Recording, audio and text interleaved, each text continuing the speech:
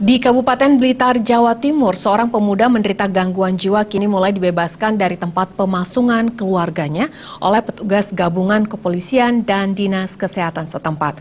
Pemuda yang sudah 3 tahun dalam pasungan ini dikirim ke Rumah Sakit Jiwa Lawang untuk menjalani perawatan pemulihan mental.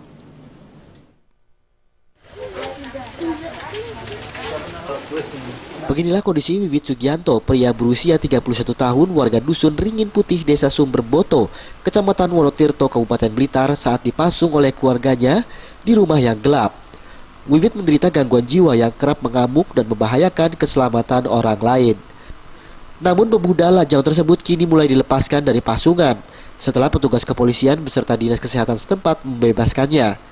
Kondisi Wiwit cukup memprihatinkan. Saat dibebaskan oleh pihak berwenang, selain tubuhnya kurus akibat kurang asupan makanan bergizi, kesehatan fisiknya juga menurun karena terlalu lama menjalani hidup dalam pasungan.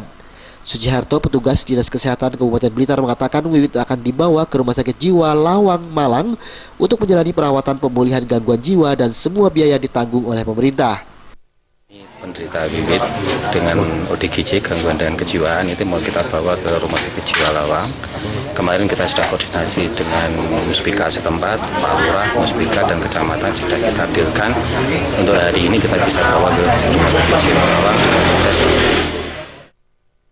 Sementara itu, Katiman, ayah kandung Wiwit, mengatakan anak keduanya tersebut menderita gangguan jiwa dikarenakan kematian ibunya.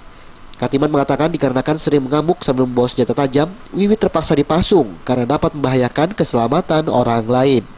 3 tahun. 3 tahun, kenapa dipasung, Pak?